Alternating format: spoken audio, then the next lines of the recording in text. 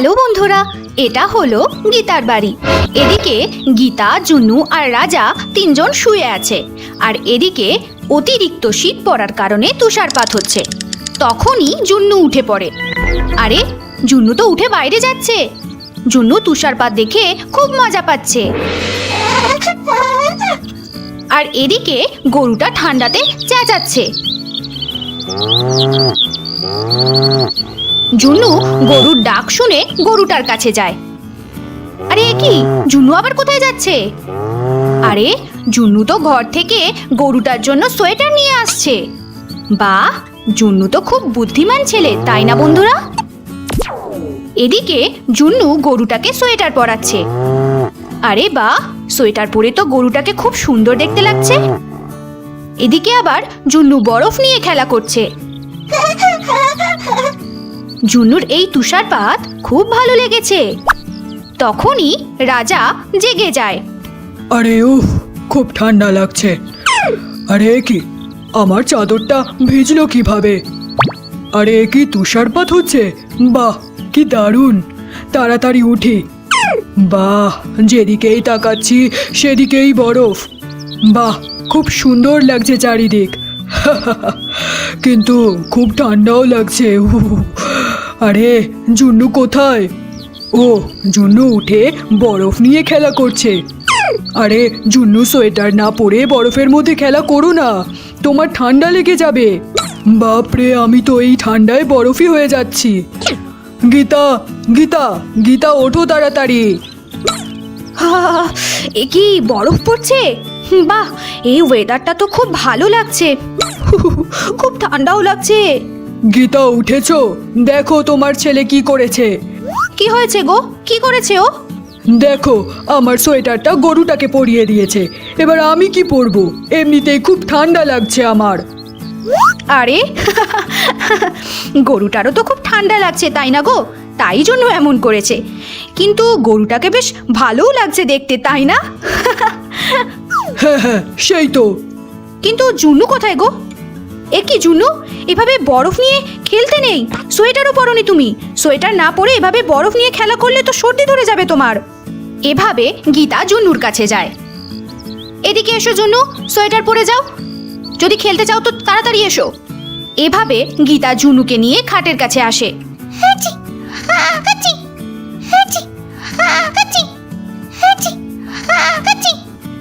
দেখেছো তো, তোমার সর্দি ধরে গেছে। তাড়াতাড়ি পরাবো তোমায়, দাঁড়াও। শোনো, জুন্নুকে একটু ধরো তো, আমি ভিতর থেকে সোয়েটারটা আনি। আচ্ছা আচ্ছা, ঠিক আছে গীতা। জুন্নু, এদিকে এসো। তুমি সোয়েটার না পরে কোথাও যাবে না কিন্তু, এসো। গীতা ভিতর থেকে সোয়েটার নিয়ে আসে। জুন্নু, এ নাও তোমার সোয়েটার, পরে নাও, তাড়াতাড়ি এসো। এভাবে গীতা জুন্নুকে সোয়েটার পরিয়ে দেয়। ওয়াও, এই সোয়েটারটা পরে জুন্নুকে খুব সুন্দর লাগছে। তাই না? হ্যাঁ গীতা, এবার জুন্নুর গরম লাগবে, তুমিও সোয়েটার পরো। হ্যাঁ গো, আমার সোয়েটারও আনছি, এখনই পরবো। গীতাও সোয়েটার পরে। বাহ গীতা, এই সোয়েটারে তোমাকে দারুণ লাগছে। হ্যাঁ, তোমরা তো সোয়েটার পরলে, এবার আমার কি হবে? আমার তো নেই। হাঁচি, হাঁচি, হাঁচি। আরে শোনো, মনে হচ্ছে তোমার সর্দি ধরবে। আমি এখনই উল দিয়ে তোমাকে সোয়েটার বানিয়ে দিচ্ছি, দাঁড়াও।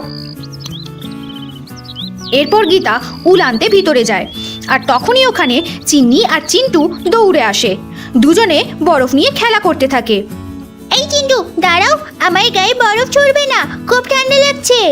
আরে উফ! চিন্টু চিন্নির গায়ে বরফ ছুটতেই থাকে। আরে, বারণ করা সত্ত্বেও ছুটছো? দাঁড়াও, এবার আমিও ছুড়বো।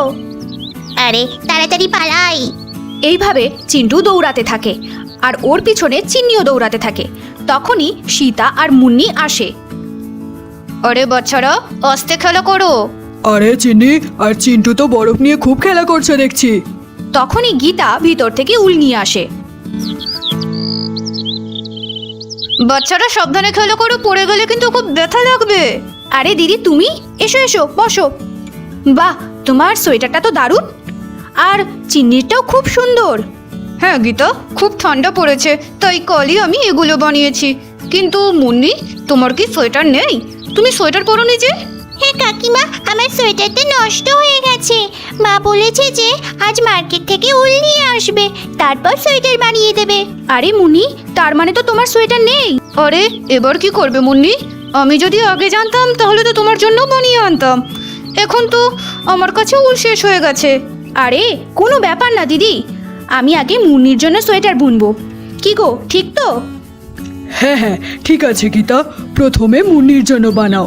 বেচারি, ওর খুব ঠান্ডা লাগছে মনে হয়।